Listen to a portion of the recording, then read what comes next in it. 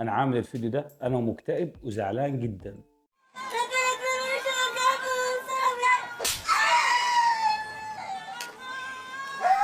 تركي آل الشيخ فجر مفاجأة ونشر الصورة دي على حسابه لمحمد صلاح وهو بقميص نادي الهلال السعودي، في إشارة منه يعني الصفقة شبه اكتملت.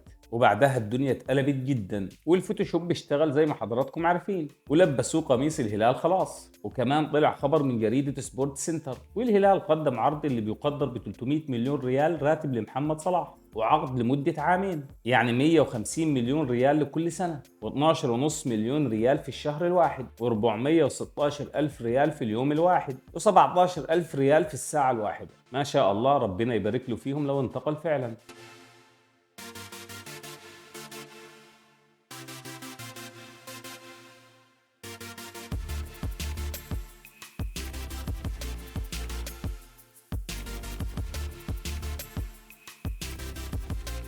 قبل ما نبدأ الفيديو صلي على النبي واشترك لي في القناة واعمل لي لايك ويلا بينا. اولا احنا كمصريين الخبر ده يزعلنا للاسف.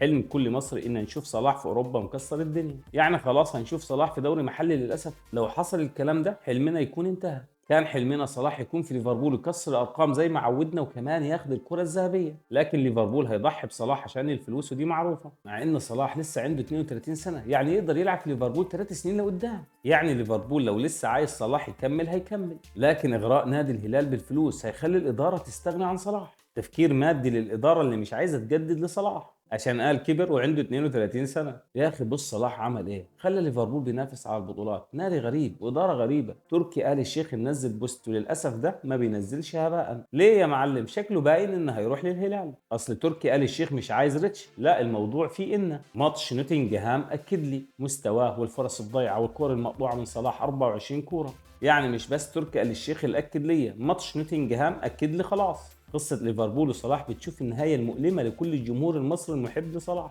الهلال بيغازل محمد صلاح أكثر من سنة، ومحمد صلاح دخل الفترة الحرة مع نادي ليفربول. واليوم حسب الأخبار المتداولة إن محمد صلاح وافق إنه يرتدي الفانلة الزرقاء في كأس العالم للأندية في حالة موافقة ليفربول لبيع صلاح من السنة القادمة، يعني من شهر 1 لشهر 10. هيكون في فترة استثنائية في حالة موافقة ليفربول تبيع المدة الباقية من العقد. هيكون في الهلال في شهر يناير، بس ده احتمال ضعيف لأن ليفربول بينافس على الدوري. يعني صلاح هيكمل السنة، وجماهير الهلال أكيد فرحانين بانتقال محمد صلاح. للأسف كل الاحترام لجماهير الهلال ونادي الهلال، للأسف صلاح هيكون لاعب للهلال في كأس العالم للأندية. أنت تعرف إن إدارة الهلال دفعت راتب لصلاح أغلى من ميسي اللي بيلعب في إنتر ميامي، وكمان أغلى من كريستيانو اللي بيلعب في النصر، وأغلى من نيمار اللي بيلعب في الهلال. يعني راتب مغري لأي لاعب كرة قدم. وعقلية صلاح كان عايز يكمل في ليفربول، بس ليفربول هيستغنى عن صلاح، وإن شاء الله كلامي يكون غلط ويكمل في إنجلترا. أنا عارف للأسف إن الخبر ده هيزعل ناس كتير من عشاق ليفربول. أنا حاسس إن حلمي ضاع لو راح الهلال. كنت عايز صلاح يكمل في ليفربول، خاصة إن عمر مرموش رايح السيتي. يعني بدل ما كنا هنشجع واحد هنشجع اتنين في أكبر أندية في العالم. مرموش لاعب صغير عنده 25 سنة، يعني كنا هنشوف منافسة الاتنين من أبناء بلدنا في أكبر أندية في إنجلترا. أتمنى مرموش ينجح في السيتي، وجوارديولا ما يعملش مع مرموش زي ما عمل مع رياض محرز. يا أخي والله الخبر ده يزعل أي حد. أنا أول ما شفت صلاح بفانلة الهلال، مع احترامي الشديد لنادي الهلال، انا بتكلم عن لاعب عالمي هيروح دوري محلي زي كريستيانو ونيمار ورياض محرز وماني. محدش جاب سيرتهم غير كريستيانو اللي ناجح في النصر. يعني احلامنا يا جماعه ان نشوف صلاح مكسر الارقام هتنتهي. للاسف احساسك هيكون عامل ازاي؟ الهلال السعودي بيغري محمد صلاح براتب خيالي 300 مليون ريال في عامين. واكيد شفتوا صلاح كان ضايع ازاي في مباراه نوتنجهام. يا اخي والله لو معايا الراتب ده ادفعه وما يروح للهلال. خاصة صلاح عطى موافقة مبدئية لعرض نادي الهلال وتمثيله للفريق في كأس العالم 2025، وكمان عايزين يجيبوا فان دايك. انا مش عارف عقلية صلاح ازاي تاخد قرار زي ده. ان شاء الله يفضل في الدوري الانجليزي ويجدد لليفربول بشروطه، خاصة ان فورمة صلاح في هذا الموسم مرعبة. هداف الدوري الانجليزي لحد الان ب 18 هدف، متفوق على هالاند اللي عنده 16 هدف.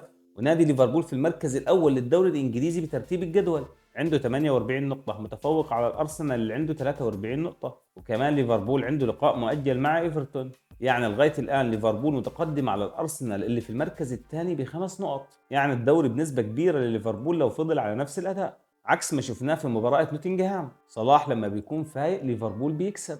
شفنا صلاح عمل ايه في اكتر من فرصة، حتى الحظ ما ساعدوش انه يفوز على نوتنغهام. صلاح تركيزه كان خارج الملعب غير حظه السيء. يا جماعة انا بعذر صلاح لو راح الهلال، خاصة ان ادارة عنيدة وبخيلة في نفس الوقت.